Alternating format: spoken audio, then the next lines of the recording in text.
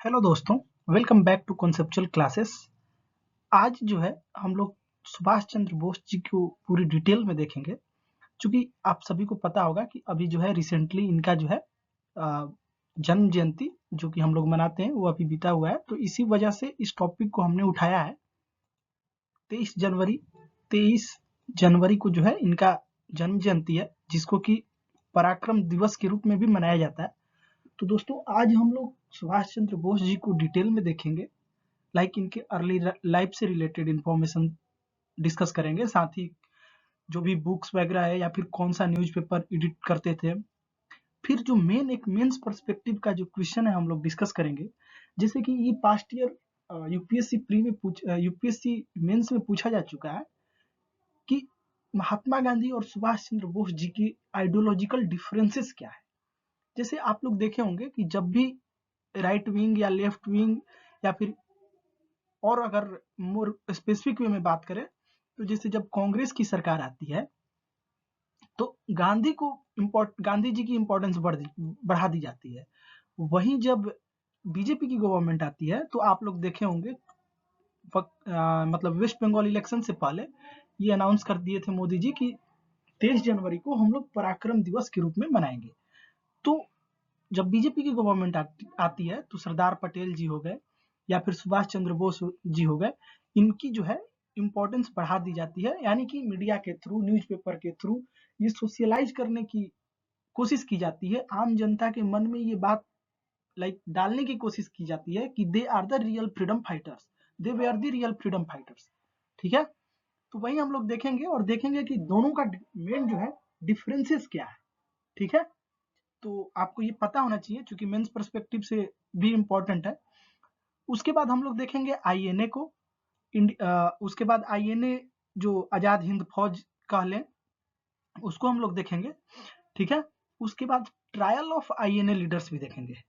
ठीक, जब आईएनए बनता है उसके बाद कैसे मणिपुर वाला इंसिडेंस होता है, कैसे इंडिया में जो है एंट्री करने की कोशिश की जाती है, ये सारी चीजें करने के बाद हम लोग ये देखेंगे कि उसके बाद 1946 में जो आईएनए लीडर्स थे इनके साथ क्या किया गया, कैसे जो है कांग्रेस सपोर्ट करता है, कैसे कांग्रेस लीडर जो बड़े बड़े दिग्गज थे, वकालत करते थे, उन लोगों ने कैसे सपोर्ट किया और कैसे जो है उन लोगों को सेव किया।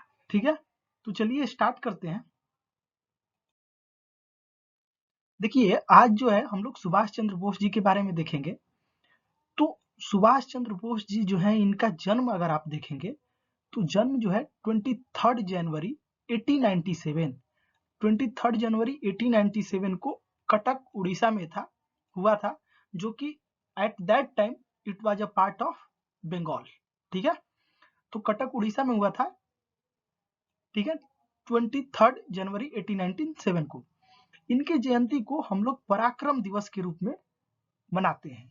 ठीक है, 23 जनवरी को पराक्रम दिवस के रूप में सेलिब्रेट किया जाता है। और 1919 में देखिए इनका एजुकेशन के बारे में थोड़ा देख लेते हैं। तो बंगाल यूनिवर्सिटी से पढ़ने के बाद जो है ये जो है 1919 में आईसीएस एग्जाम भी क्लियर करते हैं, इंडियन सिविल सर्विस। लेकिन इसको ये जो एग्जाम है इसको क्लियर करने के बाद सुभाष चंद्र बोस जी उसको ड्रॉप कर देते हैं और उस समय ये बोलते हैं कि एक आईसीएस ऑफिसर बनने से बेटर है अभी जो है प्रेजेंट टाइम में हमको हमारी देश की जरूरत है। और इसी वजह से ये जो है 1919 में क्वालिफाई किया हुआ एग्जाम ड्रॉप कर देते हैं और फ्रीडम स्ट्रगल का हिस्सा बन जाते हैं। ठीक है, इनके पॉलिटिकल गुरु की अगर बात किया जाए तो ये चित्तरंजन दास जी को पॉलिटिकल गुरु मानते हैं, जो कि एक्सट्रीमिस्ट के केस में मतलब एक्सट्रीमिस्ट ही हुआ करते थे। ठीक है, ये भी वेस्ट बंगाल से ही बिलोंग करते थे। ठीक, उसके बाद अगर स्पिरिचुअल गुरु की बात करें तो जो स्पिरिचुअल गुरु है वो विवेकानंद को ये मानते थे और उनके टीचिंग से ये काफी इन्फ्लुएंस थे। ठीक है, विवेकानंद जी के बारे में हम लोग डिस्कस किए हैं, बहुत डिटेल में तो नहीं किए हैं लेकिन किए हैं, आप जाकर वहां देख सकते हैं। ठीक है, तो पॉलिटिकल गुरु हो गए चित्तरंजन दास जी, स्पिरिचुअल गुरु हो गए विवेकानंद जी। ठीक है, उसके बाद अगर न्यूज़पेपर क्या एडिट करते थे वो भी देख लेते हैं। तो देखिए जो चित्तरंजन दास जी थे ना, इनके गुरु, पॉलिटिकल गुरु, वो जो है एक पेपर रिलीज करते थे, न्यूज़पेपर रिलीज करते थे जिसका नाम था फॉरवर्ड। और फॉरवर्ड की जो है ये एडिटर हुआ करते थे, ठीक है। तो फॉरवर्ड रिलीज कौन करता था? तो चित्तरंजन दास जी, और उसके एडिटर हुआ करते थे सुभाष चंद्र बोस जी। बाद में आगे चलकर ये जो है अपना न्यूज़पेपर भी रिलीज करते हैं जिसका नाम रखते हैं स्वराज, ठीक है। तो ये चीजें आपको पता होनी चाहिए। उसके बाद इनसे रिलेटेड एक कन्फ्लिक्ट का जिक्र होता है, त्रिपुरी कन्फ्लिक्ट। देखिए दोस्त, होता क्या है कि 1938 में जो है कांग्रेस के ये प्रेसिडेंट चुने जाते हैं हरिपुरा सेशन में। हरिपुरा सेशन के ये प्रेसिडेंट होते हैं, ठीक है। अब चूंकि सबको पता है कि गांधी जी और सुभाष चंद्र बोस जी दोनों में आइडियोलॉजिकल डिफरेंसेस था, दोनों का जो है लाइक जो वे ऑफ फाइटिंग था, जो वे ऑफ लाइक स्ट्रगलिंग था, वो दोनों अलग था, दोनों की अलग अलग विचारधारा थी। इसी वजह से इन दोनों के बीच हमेशा जो है कन्फ्लिक्ट हुआ करता था। तो होता क्या है कि 1938 में हरिपुरा सेशन में ये जो है क्या बोलते हैं कि हरिपुरा सेशन में ये जो है आईएनसी प्रेसिडेंट रहते हैं। उसके बाद इनकी तबीयत खराब रहती है। 1939 की बात है, जब नेक्स्ट ईयर, चूंकि आईएनसी क्या होता था ना, आईएनसी का प्रेसिडेंट एवरी ईयर इलेक्ट होते थे, और वो भी इलेक्ट कब होते थे? At the end of the year, ठीक है। तो 1939 में क्या होता है, इलेक्शन का टाइम आता है जब, तो इनकी तबीयत खराब रहती है, ये स्टेचर पे सीडब्ल्यूसी मीटिंग अटेंड करते हैं, ठीक है। जैसे आज भी जो है ना कांग्रेस वर्किंग कमेटी सीडब्ल्यूसी आज भी चलता है, तो इसकी मीटिंग को अटेंड करने जाते हैं स्ट्रेचर पे, सोचिए। और उस समय ये जो है कॉन्टेस्ट करते हैं इलेक्शन, लेकिन गांधी जी जो है इनके खिलाफ रहते हैं, और गांधी जी जो है अपना उम्मीदवार पट्टाभी सीतारमैया को उतार देते हैं, ठीक है। गांधी जी चाहते हैं कि पट्टाभी सीतारमैया जो है रिप्रेजेंट करें, और सुभाष चंद्र बोस जो है वो मतलब उनके खिलाफ जो है उतार देते हैं, क्योंकि उनका मानना था कि जो सुभाष चंद्र बोस जी का जो तरीका है फ्रीडम पाने का, वो जो है काफी अलग है, ठीक है। तो ये सारी चीजें हैं। अब देखिए 1939 में इलेक्शन होता है। इलेक्शन में सोचिए स्ट्रेचर पर होते हुए भी ये इलेक्शन जीत जाते हैं। कौन? सुभाष चंद्र बोस जी इलेक्शन जीत जाते हैं। लेकिन जैसे ये इलेक्शन जीतते हैं तो सीडब्ल्यूसी के बहुत सारे मेंबर रिजाइन करने लगते हैं, और गांधी जी बोलते हैं कि this is my personal defeat, यानी कि ये मेरी पर्सनल हार है, जिसको देखते हुए सुभाष चंद्र बोस जी ने डिसाइड किया कि उस जीत का क्या ही मतलब जिस जीत में हमारे अपने सदस्य ही ना हो, ठीक है। तो देखते हैं कि सीडब्ल्यूसी के मेंबर रिजाइन कर रहे हैं, गांधी जी भी ना खुश हैं। तो ये सारी चीजों को देखते हुए 1939 में जीतने के बाद भी इन्होंने रिजाइन दे दिया, ठीक है। जब रिजाइन दे देते हैं तो एक क्योस क्रिएट हो जाता है, एक वैकेंसी क्रिएट हो जाता है कि अब जो है आईएनसी का प्रेसिडेंट कौन होगा, ठीक है। ये त्रिपुरी सेशन की बात चल रही है, 1939 में त्रिपुरी में सेशन हुआ था, ठीक।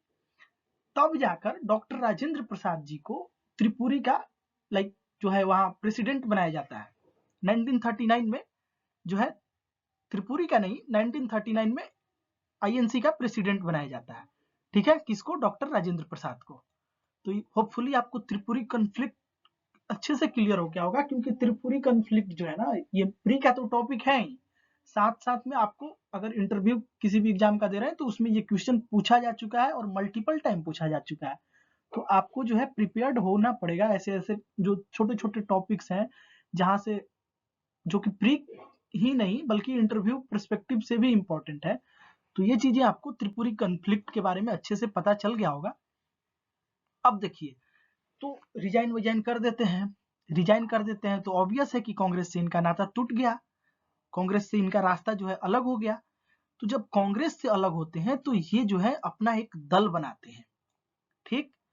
और उस दल का नाम रखते हैं फॉरवर्ड ब्लॉक, ठीक है। 1939 में ये एक न्यू पॉलिटिकल ग्रुप फॉर्म करते हैं जिसका नाम रखते हैं फॉरवर्ड ब्लॉक। फॉरवर्ड से आपको याद होगा कि चित्तरंजन दास जी जो न्यूज़पेपर रिलीज करते थे उसका भी नाम फॉरवर्ड था, ठीक है। तो फॉरवर्ड ब्लॉक बनाते हैं 1939 में। उसके बाद जो मार्च 1940 में बोस जी जो है एक anti compromise conference Ramgarh Jharkhand में लाइक कन्वेन करते हैं, जो कि ज्वाइंट इफर्ट से हुआ था। एक तो हो गया आपका फॉरवर्ड ब्लॉक और एक जो है किसान सभा, ये दोनों मिलकर एंटी कॉम्प्रोमाइज कॉन्फ्रेंस, इस वर्ड में ही सब कुछ छिपा हुआ है, एंटी कॉम्प्रोमाइज। उनको लगता था कि गांधी जी और जो कांग्रेस है वो हर पॉइंट पे, हर मुद्दे पे कॉम्प्रोमाइज कर रही है, ठीक है। तो इसी वजह से ये जो है एंटी कॉम्प्रोमाइज कॉन्फ्रेंस जो है ये आपका कन्वीन करते हैं। कहाँ पे करते हैं तो आपको पता चल गया होगा, रामगढ़, जो कि झारखंड का पार्ट हो चुका है अभी, ठीक है। तो ये चीजें आपको पता होनी चाहिए, एंटी कॉम्प्रोमाइज कॉन्फ्रेंस कहाँ हुआ था और किस साल में हुआ था और किसके ज्वाइंट इफर्ट से हुआ था, ठीक है। उसके बाद ये जो है दो फेमस स्लोगन दिए हैं, एक तो दिए हैं जय हिंद और दूसरा दिल्ली चलो। अब देखेंगे हम लोग कि दिल्ली चलो जो है ये कब बोले थे, ठीक है। और एक और जो, वो तो सबको पता ही है, तुम मुझे खून दो मैं तुम्हें आजादी दूंगा, give me blood I shell give you freedom. ये तीन जो है इनका फेमस स्लोगन है। तो सुभाष चंद्र बोस जी के बारे में इससे ज्यादा क्वेश्चन नहीं बन सकता है उनकी जीवनी से रिलेटेड। बाकी हम लोग आईएनए में उनका क्या रोल रहा, ठीक है, उसको देखेंगे।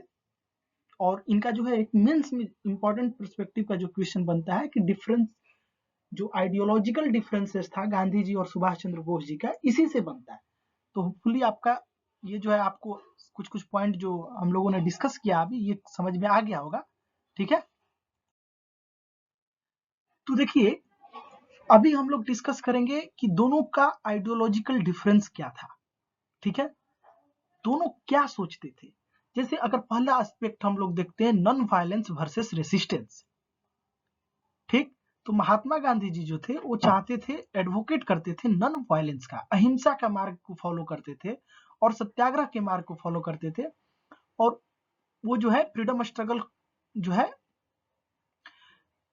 लाइक वो किसी भी तरह से वायलेंस को अपोज करते थे, किसी भी टाइप का वायलेंस हो उसको अपोज करते थे। हालांकि ये पॉइंट डिबेटेबल है कि जब ये अपोज करते थे तो फिर बहुत सारे ऐसे, जैसे नॉन कोऑपरेशन मूवमेंट, मतलब बहुत तरह का हो गया जहां वायलेंस को इन्होंने साइलेंटली सपोर्ट भी किया है, ऐसा नहीं है, ठीक है। तो अगर नॉन वायलेंस वर्सेस रेसिस्टेंस की बात करें तो गांधी जी जो है नॉन वायलेंस को सपोर्ट करते थे, जबकि सुभाष चंद्र बोस जी थे वो आर्म्ड रेसिस्टेंस की बात करते थे, ठीक है। Believe that armed resistance was essential to overthrow British rule, यानी कि हथियार के बल पे आर्म्ड रेसिस्टेंस के तहत ही हम लोग जो है ब्रिटिश रूल को ओवरथ्रो कर सकते हैं, ब्रिटिश रूल को उखाड़ सकते हैं, ठीक है। और जब आर्म्ड रेसिस्टेंस की बात करेंगे तो ऑफ कोर्स है कि ये क्या हो जाएगा, नॉन वायलेंस हो जाएगा, सॉरी वायलेंस हो जाएगा, ठीक है। इनका मानना था कि नॉन वायलेंस जो है ना वो इनएडुक्वेट है फ्रीडम अचीव करने के लिए, यानी कि आप जो है अहिंसा के मार्ग पे चलकर फ्रीडम नहीं आपको मिलने वाली, ठीक है। तो आप नॉन वायलेंस और रेसिस्टेंस का समझ गए होंगे कि महात्मा गांधी जी जो है वो नॉन वायलेंस को सपोर्ट करते थे और उनका मानना था कि फ्रीडम जो है उसको अचीव करने के लिए नॉन वायलेंस जो है, अहिंसा एक कॉर्नर स्टोन है। जबकि सुभाष चंद्र बोस जी का मानना था कि आर्म्ड रेसिस्टेंस के बल पे ही, यानी कि armed resistance is essential for ओवरथ्रोइंग British rule in India, ठीक है। सेकंड देखते हैं, philosophy on means and and. देखिए मीन्स क्या होता है और एंड्स क्या होता है ये आपको समझना होगा। मीन्स मतलब कुछ कार्य आप कर रहे हैं और उसका जो रिजल्ट आ रहा है ना वो हो गया एंड्स, ठीक है। सपोज कीजिए आप पढ़ाई किए, सारे लोग पढ़ते हैं, लेकिन जरूरी नहीं है कि सारे लोगों की जॉब लग ही जाए। तो जो एंड्स है ना वो डिपेंड करता है आपके मीन्स पे, कि आप जो है मीन्स कितने अच्छे से किए हैं, यानी कि आप जो है पढ़ाई कितने अच्छे से किए हैं, ये जो है आपका मीन्स हो गया। और इसका जो रिजल्ट होगा वो होगा एंड्स, ठीक है। तो जो महात्मा गांधी जी थे उनका मानना था कि the path to a goal must be rooted in moral values and rejected any method that were unethical and harmful. इनका मानना था कि अगर आपको अपने गोल को अचीव करना है तो आपके रूट में, आपके अंदर मोरल वैल्यू रूटेड होना चाहिए, लाइक आपके अंदर मोरल वैल्यूज होना चाहिए और आप किसी भी तरह की अनइथिकल या हार्मफुल एक्टिविटीज करके आप अपने गोल को अचीव नहीं कर सकते हैं, ठीक है। तो अगर आप गोल को अचीव करना चाहते हैं तो आपके अंदर मोरल वैल्यूज होना चाहिए और किसी भी तरह का अनइथिकल या फिर हार्मफुल जो मेथड्स है उसको फॉलो नहीं करना चाहिए। सुभाष चंद्र बोस जी का मानना था, उनका मानना था कि prioritising India's independence over the morality of alliances even collaborating with axis power. ठीक है, उनका मानना था कि इंडिया की इंडिपेंडेंस इंपॉर्टेंट है, ना कि हम लोग मोरालिटी की अलायंस करें और मोरालिटी की ज्ञान देते रह जाएं और इंडिपेंडेंस हमको मिले ही नहीं।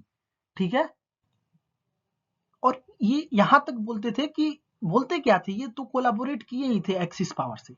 अब देखिए एक एक्सिस पावर टर्म आ गया, तो जब वर्ल्ड वार चल रहा था तो उस समय दो पावर उभर कर आए थे, एक एक्सिस पावर और एक अलाइड पावर। ठीक है, अलाइड पावर। तो जो एक्सिस पावर था ना, एक्सिस पावर जो था एक मिलिट्री अलायंस था बहुत सारे कंट्रीज का, जो कि वर्ल्ड वार 2 में फाइट कर रहे थे। ठीक है, तो जो इसको लीड कौन कर रहा था, एक्सिस पावर को, यहाँ पे देख लेते हैं एक्सिस पावर को लीड कौन कर रहा था। तो आप देखेंगे कि इसको लीड करने वाले थे जर्मनी, इटली और जापान। ये तीन कंट्री मुख्य रूप से लीड कर रहे थे, जर्मनी, इटली और जापान। बाकी अदर मेंबर्स भी थे जैसे कि Bulgaria, Croatia, Hungary, Romania, Slovakia, छोटे छोटे और भी कंट्री थे।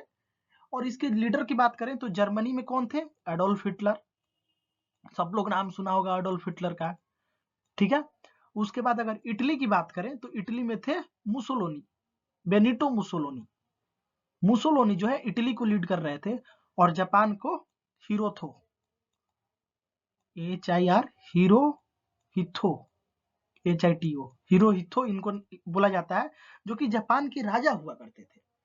तो एक्सिस पावर आप समझ गए होंगे, मुख्य रूप से बात किया जाता है जर्मनी, इटली और जापान की। जर्मनी को लीड कर रहे थे वहां के डिक्टेटर जो थे एडोल्फ हिटलर, इटली को लीड कर रहे थे वहां के डिक्टेटर बेनिटो मुसोलिनी, जबकि जापान को लीड कर रहे थे जापान के राजा बोलिए हिरोहितो इनका नाम था। ठीक है, तो ये होगी अलाइज पावर, आप देख लिए अलाइज पावर। तो मुख्य रूप से एक्सिस पावर से इसलिए क्योंकि अलाइड पावर में जो थे, ये एक्सिस पावर हुआ, एलाइड पावर जो थे उसमें ब्रिटेन पार्ट था, इसीलिए जो है ये अलाइड पावर के खिलाफ, मतलब अलाइड पावर को ये दिखाने के लिए कि हम जो है इंडिपेंडेंस पाने के लिए किसी हद तक जा सकते हैं, सुभाष चंद्र बोस जी ने एक्सिस पावर ज्वाइन किया। इवन एक्सिस पावर के बहुत सारे कंट्री जैसे जापान ने INA फॉर्म में बहुत हेल्प किया। उसके बाद जर्मनी की बात करें तो एक रेडियो स्टेशन हुआ करता था जो जर्मनी स्पॉन्सर्ड था, जिसपे आगे चलकर हम लोग देखेंगे कि उसी रेडियो के माध्यम से गांधी जी को बापू जो है सुभाष चंद्र बोस कहते हैं। तो सुभाष चंद्र बोस जी ही हैं जो महात्मा गांधी को सबसे पहले बापू की दर्जा देते हैं। ठीक है, तो अगर अलाइड पावर की बात करेंगे तो उधर कौन कौन सा था अलाइड पावर में, आप देखेंगे फ्रांस था, ब्रिटेन था, USA था, ये सब जो थे वो अलाइड पावर में थे।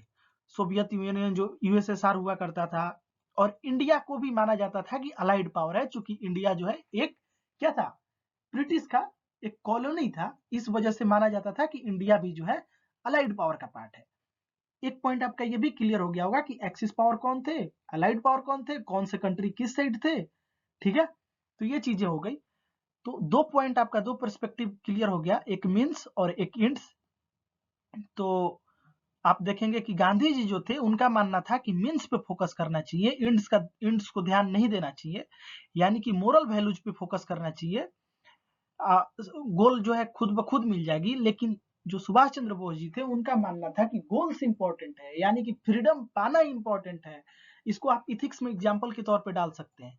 ठीक है, तो सुभाष चंद्र बोस जी का मानना था कि मीन्स एंड्स इंपॉर्टेंट है, यानी कि फ्रीडम चाहिए हमको एट एनी कॉस्ट, उसके लिए चाहे हमको अनइथिकल या हार्मफुल वे भी क्यों ना चूज करना पड़े।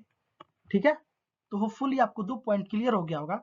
अब गवर्नेंस की बात करते हैं, विजन फॉर गवर्नेंस। देखिए ये जितना हम लोग पर्सपेक्टिव डिफरेंस कर रहे हैं ना, ये सारे क्वेश्चंस का पार्ट है। जैसे अगर आपको कहीं गवर्नेंस का क्वेश्चन मिलता है, वहां पे आप दोनों का पर्सपेक्टिव कोट कर दीजिए, एक नंबर आपको एक्स्ट्रा मिलेगा ही मिलेगा। अगर आप कहीं इकोनॉमिक के बारे से रिलेटेड क्वेश्चन है, इकोनॉमिक लाइक कैसे जो है इकोनॉमिक लाइक अगर ऐसे क्लोज्ड और ओपन इकोनॉमी की बात हो जाए, या फिर इकोनॉमी से रिलेटेड जहां पर आपको लगता है कि अगर किसी का कोट अगर हम डालें इस क्वेश्चन इस आंसर में तो एक्स्ट्रा मार्क मिल सकता है, तो ये सारे पॉइंट आप वहां डाल सकते हैं। अगर गवर्नेंस की बात करें तो महात्मा गांधी जो है राम राज्य में बिलीव करते थे, आइडियल स्टेट की बात करते थे। उनका मानना था कि डिसेंट्रलाइजेशन जरूरी है, पीपल सेंट्रिक गवर्नेंस होना चाहिए और सेल्फ रिलायंस होना चाहिए। मतलब ये तीनों का डिफरेंट डिफरेंट मीनिंग निकालिएगा। तो जैसे डिसेंट्रलाइज की बात करें तो ये पावर को डिसेंट्रलाइज होने की बात कर रहे थे। जैसे 3 टायर गवर्नमेंट जो आया हम लोगों का पंचायती राज सिस्टम, वो इसी का एग्जाम्पल है। ठीक, उसी तरह पीपल सेंट्रिक गवर्नेंस यानी कि पीपल जो है, जैसे आप सुने होंगे बहुत तरह का चार्टर आता है, चार्टर आया हुआ है पंचायत में, जैसे कि जैसे आप सोशल कैपिटल का एक टर्म है सोशल कैपिटल। सोशल कैपिटल जब आप सर्च करेंगे तो पता चलेगा कि सोशल कैपिटल क्या होता है। तो ये सब टर्म जो है ना पीपल सेंट्रिक गवर्नेंस को प्रमोट करने के लिए, जब हम लोग गवर्नेंस देखेंगे तो उसमें हम लोग देखेंगे कि कैसे जो है ये सारी चीजें जो है क्या क्या होता है, और कैसे जो है जो गांधी जी का विजन था उसको कैसे धीरे धीरे करके इम्प्लीमेंट किया गया है। ठीक, और सेल्फ रिलायंस की बात करें तो इनका मानना था कि हमारे यहाँ बड़ी बड़ी उद्योग और कंपनियां ना होकर गांव में, हर गांव में छोटी छोटी उद्योग हो जहां पे लोग खुद पे डिपेंडेंट हो, सेल्फ डिपेंडेंट हो। ये नहीं कि हम बड़े बड़े एमएनसीज पे डिपेंडेंट हैं। और जैसे आज के दौर में आप देखिए ले ऑफ स्टार्ट होता है यूएसए से, ब्रिटेन से, और उसका इम्पैक्ट दिखता है इंडिया पे। एक साइन में 20,000 एम्प्लॉय को एक साथ निकाल दिया जाता है। ठीक, तो ये चीज है कि सेल्फ रिलायंस अभी भी हम लोग नहीं है बहुत सारी चीजों में। तो महात्मा गांधी जी का क्या पर्सपेक्टिव था, ये जो है राम राज्य की बात करते थे। इनका मानना था कि जो डिसेंट्रलाइजेशन, पीपुल सेंट्रिक गवर्नेंस होना चाहिए और सेल्फ रिलायंस पे जोर होना चाहिए। जबकि सुभाष चंद्र बोस जी की बात करें तो ये एक स्ट्रॉन्ग सेंट्रलाइज्ड गवर्नमेंट की बात करते थे विथ स्टेट कंट्रोल्ड इंडस्ट्रीज। इनका मानना था नेशन बिल्डिंग इंपॉर्टेंट है, और नेशन बिल्डिंग के लिए सेंट्रलाइज गवर्नमेंट होना जरूरी है। एकदम पूरी तरह से आप देखेंगे ना जैसे राइट विंग सोचता है उस तरह का सोच जो है, यानी कि मुझे कहने में कोई दिक्कत नहीं है, ये जो है सुभाष चंद्र बोस जी की जो थिंकिंग है ना वो पूरी से पूरी, मतलब एकदम आप देखेंगे पूरी तरह से बीजेपी ओरिएंटेड थिंकिंग है। मतलब बीजेपी जो है इनके थिंकिंग को फॉलो करते आ रहा है। इनका मानना है कि सेंट्रलाइज गवर्नमेंट होना चाहिए और स्टेट कंट्रोल्ड इंडस्ट्रीज होनी चाहिए। क्यों भाई, नेशन बिल्डिंग के लिए। ठीक है, इकोनॉमिक आइडियोलॉजी की बात करें तो champion a village oriented economy and rejected industrialisation in favour of self sufficiency and simplicity. ये अभी हम लोगों ने डिस्कस कर लिया कि गांधी जी जो थे वो जो है विलेज ओरिएंटेड इकोनॉमी के चैंपियन थे। इनका मानना था कि विलेज ओरिएंटेड इकोनॉमी होनी चाहिए, इंडस्ट्रियलाइजेशन को ये पूरी तरह से नकार देते थे। और इनका मानना था कि सेल्फ सफिशिएंसी और सिंप्लिसिटी बहुत ज्यादा इंपॉर्टेंट है, लाइक नेशन बिल्डिंग के लिए भी बोलिए और पर्सनल ग्रोथ के लिए भी कहिए। क्योंकि आज की डेट में आप अगर देखेंगे कॉर्पोरेट कल्चर हो या फिर गवर्नमेंट कल्चर हो, लोग जॉब में जाते हैं, एक डेली रूटीन बन जा रहा है और उसी को 24/7 फॉलो कर रहे हैं लाइक अ मशीन। ठीक, क्यों भाई, तो पैसा की नीड्स बढ़ते जा रही है, प्राइस बढ़ते जा रहा है, और उसको मेंटेन करने के लिए देखिए पैसा और नीड्स तो ठीक है, लेकिन एक्सपेक्टेशन जो बढ़ रहा है ना उसको मीट करने के लिए लोग जो है रेस लगाए हुए हैं। रेस लगी हुई है कि आज जो है हम इतना कमा रहे हैं तो कल हमको इतना कमाने का टारगेट रखना है। जबकि गांधी जी का सोच था कि सेल्फ सफिशिएंसी और सिंप्लिसिटी से जियो भाई, एक बार मिला है मौका, बार बार मौका नहीं मिलेगा। ठीक है, उसके बाद अगर सुभाष चंद्र बोस जी की बात करें तो ऑफकोर्स है कि ये इंडस्ट्रियलाइजेशन को एडवोकेट करेंगे, सोशलिज्म को भी प्रमोट कर रहे थे, और state intervention to modernise India's economy and compete globally. इनका मानना था कि जो है मॉडर्नाइजेशन पे जोर देना चाहिए ताकि हम लोग जो है ग्लोबली कम्पीट कर सके। और इन्हीं का विजन जो है 1991 में जब हम लोग इकोनॉमी ओपन करते हैं, जब हम लोग एलपीजी, लाइक आप सुने होंगे ना एलपीजी रीजन के बारे में, जब एलपीजी हम लोग लागू करते हैं, लिबरलाइजेशन, ग्लोबलाइजेशन एंड प्राइवेटाइजेशन। ठीक है, तो ये चीज हो गया, ये 5 पॉइंट 4 पॉइंट आपको क्लियर हो गया होगा। चारों पॉइंट को आप अच्छे से मतलब ध्यान में रख लीजिए, कहीं भी किसी भी क्वेश्चन दिखे जहां आपको लगे कि डाल सकते हैं, एकदम आंख बंद करके डालिए, 1 नंबर आपको एक्स्ट्रा मिलेगा ही मिलेगा। ठीक है। देखिए रिलीजियस पर्सपेक्टिव की बात करें तो ये गांधी जी जो थे वो हार्मनी ऑफ ऑल रिलीजन की बात करते थे, सभी धर्मों को एक साथ। जैसे कि सेकुलर टर्म आता है, सेकुलर टर्म जो 42nd अमेंडमेंट से ऐड किया गया। अभी रिसेंट में न्यूज था कि बांग्लादेश जो है वो सेक्युलरिज्म और सोशलिज्म शब्द को हटा रहा है। तो वहां हम लोग देखे थे 3 तरह का सेक्युलरिज्म होता है। एक फ्रेंच लेसिटे जो है, जहाँ कंप्लीट सेपरेशन है। उसके बाद एक जो है आपका वेस्टर्न हो गया जो यूएसए वाला है, और एक इंडिया वाला जहाँ की लाइक आप ये कहिए कि एडेप्टेशन है, हर तरह के लोग रह सकते हैं, प्लुरलिटी में विश्वास करते हैं हम लोग। ठीक है। तो गांधी जी जो है हार्मनी ऑफ ऑल रिलीजन में विश्वास करते थे और स्पिरिचुअलिटी को इंटीग्रल मानते थे पर्सनल और सोसाइटल ग्रोथ के लिए। और ये बहुत बड़ी बात है, आज की डेट में भी देखिएगा ना, आइसोलेशन में लोग इतना जी रहे हैं, भाई कोई कहीं भी पहुंच गया है, कोई खुश नहीं है। जो लाइक स्टेट पीसीएस निकाला है, वो पीसीएस वो जो है यूपीएससी निकालने के लिए परेशान है, जो कॉर्पोरेट में छोटे पोस्ट पे है या जिसकी सैलरी कम है, वो ज्यादा कमाने के चक्कर में सब लोग जो है परेशान ही दिखेंगे आपको। तो इनका जो मानना था कि स्पिरिचुअलिटी सबको फॉलो करनी चाहिए। क्यों भाई? इससे पर्सनल और सोसाइटल ग्रोथ दोनों होता है।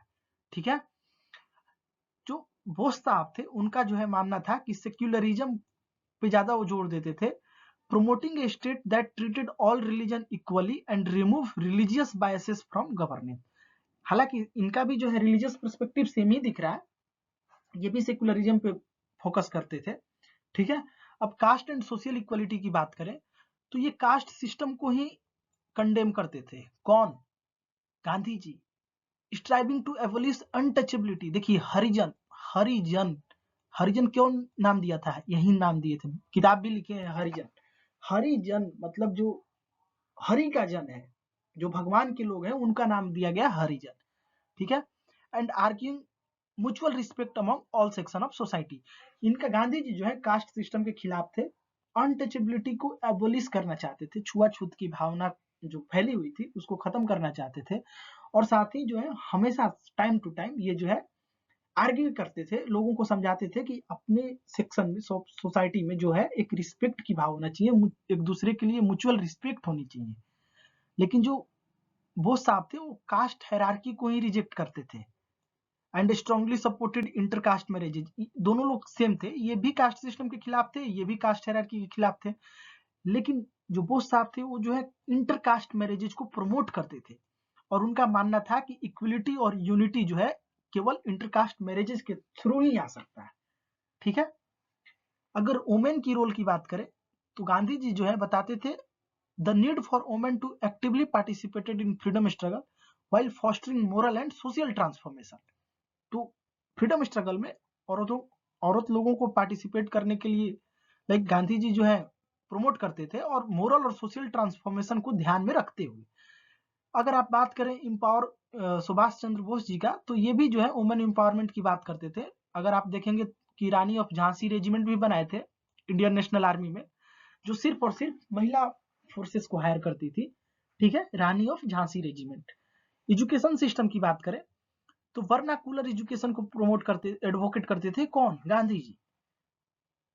इनका मानना था कि जो वर्नाकुलर एजुकेशन है उसमें इथिक्स है, स्पिरिचुअलिटी है, प्रैक्टिकल नॉलेज है, और ये जो है एक होलिस्टिक डेवलपमेंट के लिए ये 3 चीज बहुत ही जरूरी है। आज के डेट में लोग जो है जन्म लेते हैं, डायरेक्ट उनको भेज दिया जाता है इंग्लिश मीडियम स्कूल में। ठीक है। वहां उनको सब कुछ सीखने को मिल रहा है, लेकिन जो एक प्रैक्टिकल नॉलेज है, जो एक इथिकल नॉलेज है, जो कि आपको सोसाइटी में रहने पे ही ज्ञान होगा। तो यही रीजन है कि आज की डेट में सोशलाइजेशन अच्छे से नहीं हो पा रही है लोगों की। जब सोशलाइजेशन अच्छे से नहीं होगा तो आप देखेंगे कि 5-6 क्लास क्रॉस करते करते एक दूसरे के लिए जो है हेट्रेड क्रिएट हो जा रहा है। ठीक। तो यही रीजन है कि सोशलाइजेशन प्रॉपर नहीं है। ठीक है। जबकि सुभाष चंद्र बोस जी का मानना था कि टेक्निकल और साइंटिफिक एजुकेशन होनी चाहिए ताकि इंडस्ट्रियल ग्रोथ को प्रोपेल कर सके, यानी कि धार दे सके, और इंडिया आज इंफ्रास्ट्रक्चर को मॉडर्नाइज कर सके, जो कि आज हम लोग इसी थ्योरी पे काम कर रहे हैं। ठीक है, तो गांधी जी जो है वर्नाकुलर एजुकेशन की बात करते थे। उनका मानना था कि जो वर्नाकुलर एजुकेशन है उसमें इथिक्स, स्पिरिचुअलिटी और प्रैक्टिकल नॉलेज ऑलरेडी रूटेड है, और ये जो चीजें हैं ये होलिस्टिक डेवलपमेंट के लिए जरूरी है। ठीक है, तो ये जो है कंपैरिजन रहा दोनों के बीच, गांधी जी का पर्सपेक्टिव और सुभाष चंद्र बोस जी का पर्सपेक्टिव। आप लोग इसको अच्छे से कर लीजिए, श्योर शॉट रहिए कि इसको आप लोग कहीं भी यूज कर सकते हैं, किसी भी तरह से यूज कर सकते हैं। तो ये आपको सारे पॉइंट लाइक स्पेक्ट, मतलब रिस्पेक्टिव जो स्पेक्ट है उसको, और उन दोनों पे, उस टॉपिक पे क्या दोनों का डिफरेंट व्यूज है, उतना सारा बस प्रिपेयर कर सकते हैं। ठीक है, देखिए आईएनए की बात करते हैं। Indian national army, Indian national army जो देखेंगे आप, तो सबसे पहले इंडियन लेजिन क्या था इसके बारे में बात कर लेते हैं। जो सुभाष चंद्र बोस जी थे वो इंडिया को फ्री करने के लिए फ्री इंडिया सेंटर बनाए थे, कहां? बर्लिन में। और वहां जो है इंडिया लेजियन क्रिएट किए थे। तो आपसे क्वेश्चन बन सकता है कि फ्री इंडिया सेंटर जो है बर्लिन में कौन बनाया था, कौन फाउंड किया था, और इंडियन लेजियन को किसने क्रिएट किया था? पहला पॉइंट क्लियर हो गया। ये जो है Azad Hind radio, German sponsored Azad Hind radio जो था, वहां पे 6 जुलाई 1944 को आजाद हिंद रेडियो से एड्रेस करते हुए महात्मा गांधी को फादर ऑफ नेशन बोलते हैं। ठीक है, कौन बोलता है? सुभाष चंद्र बोस जी बोलते हैं। आजाद हिंद रेडियो क्या था? जर्मन स्पॉन्सर्ड था। और जर्मन क्यों स्पॉन्सर कर रहा था? बिकॉज सुभाष चंद्र बोस जी जो थे वो एक्सिस पावर को सपोर्ट कर रहे थे, और एक्सिस पावर में जर्मनी जो है, वहां का जो एडोल्फ हिटलर था वो उसको लीड कर रहा था। ठीक है, तो इसी वजह से आजाद हिंद रेडियो को स्पॉन्सर कर रहा था जर्मन, जहां पे 6 जुलाई 1944 को एड्रेस करते हुए महात्मा गांधी को फादर ऑफ नेशन बोलते हैं सुभाष चंद्र बोस जी। ठीक है, आईएनए की बात करें तो ओरिजिनली जो है इसको मोहन सिंह और जैपनीज मेजर इवाइची फुजिवारा जो है मिलकर बनाए थे। ठीक है, कौन कौन? मोहन सिंह और जैपनीज मेजर इवाइची फुजिवारा। 1943 में जो सुभाष चंद्र बोस जी जो है सिंगापुर आते हैं और आईएनए की लीडरशिप को अपने अंडर लेते हैं, और वहां पे रीसेप करते हैं आईएनए को as a nationalist force rather than just supporting Japanese military goals. ठीक है, तो केवल जैपनीज मिलिट्री गोल को सपोर्ट ना करके ये जो है उसको नेशनलिस्ट फोर्स क्रिएट करते हैं आईएनए को। इससे पहले क्या था कि जब मोहन सिंह जी और फुजिवारा जी जब इसको बनाए थे आईएनए को, तो वो जस्ट एक मिलिट्री गोल सपोर्ट, जैपनीज मिलिट्री गोल को सपोर्ट करने के लिए बनाया गया था। ठीक है, आईएनए का स्ट्रक्चर जो आप देखेंगे ना, तो उसमें 3 ब्रिगेड हुआ करते थे, एक गांधी ब्रिगेड, एक आजाद ब्रिगेड और एक नेहरू ब्रिगेड। पीक पे अगर देखें तो कम से कम मिनिमम 60,000 ट्रूप जो है आईएनए के पार्ट हुआ करते थे, जिसमें से रानी झांसी रेजिमेंट्स भी था। देखिए ब्रिगेड अलग है, रेजिमेंट्स अलग है। रेजिमेंट्स जो है रानी झांसी रेजिमेंट जो केवल वुमेन सोल्जर्स को हायर करता था, और जिसको हेड करती थी कैप्टन लक्ष्मी स्वामीनाथ, यानी कि लक्ष्मी सहगल। ठीक है, इनके हस्बैंड का भी क्या कंट्रीब्यूशन है वो आगे हम लोग देखेंगे। लक्ष्मी सहगल जो है रानी झांसी रेजिमेंट को लीड करती थी। ठीक है, जो सोल्जर्स लोग थे ना उनको ओथ लेना पड़ता था। किसका ओथ भाई? तो ओथ ऑफ लॉयल्टी का, दोनों के लिए, नेताजी के लिए भी और नेशनल कॉज के लिए भी। ठीक है, तो oath of loyalty soldiers to करते थे for national cause and to Netaji also. ठीक है, तो ये हो गया आईएनए के बारे में कंप्लीट रूप से डिस्कशन।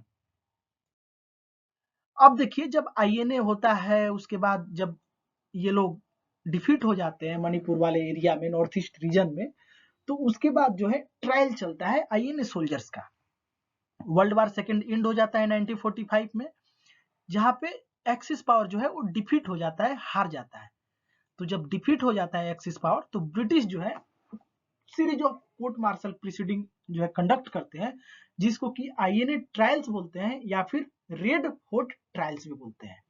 ठीक है, ध्यान में रखिएगा आईएनए ट्रायल्स को ही रेड फोर्ट ट्रायल्स भी बोलते हैं। और ये किस लिए हुआ था? क्योंकि चूंकि एक्सिस पावर डिफीट हो गया था और एक्सिस पावर को ही जो आईएनए वाले सपोर्ट कर रहे थे, तो इसी वजह से इनके सोल्जर्स के खिलाफ number of court martial proceeding conduct करा रहा था ब्रिटिश। उसी पूरे प्रोसेस को बोल दिया गया आईएनए ट्रायल्स और रेड फोर्ट ट्रायल्स। जो पहला नोटेबल पब्लिक ट्रायल की बात करेंगे तो जिसमें शाहनवाज खान, प्रेम सहगल, यही उनके हस्बैंड है, एंड गुरबख्श सिंह ढिल्लों। किसके हस्बैंड है प्रेम सहगल?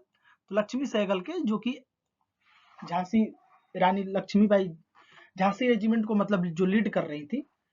ठीक है, तो इन चारों के खिलाफ, तीनों के खिलाफ, शाहनवाज खान, प्रेम सहगल एंड गुरबख्श ढिल्लों। अब आपको बताना है कि इसमें कौन सा जो पर्सन है, जब अंतरिम गवर्नमेंट बनता है तो उसमें मिनिस्टर का रोल, मिनिस्टर का जो है कैबिनेट मिनिस्टर बनते हैं, आपको ये बताना है कमेंट सेक्शन में। आइए ना डिफेंस कमेटी की बात कर लेते हैं, क्योंकि ये सब ऐसा पॉइंट है ना, आपको कहीं बहुत रेयरली डिस्कशन में आएगा। कोई भी कोचिंग मटेरियल देख लीजिए या फिर कोई भी आप कोचिंग इंस्टीट्यूट का वीडियो लेक्चर देख लीजिए, उस इतना डिटेल में नहीं आईएनए बताया जाता है।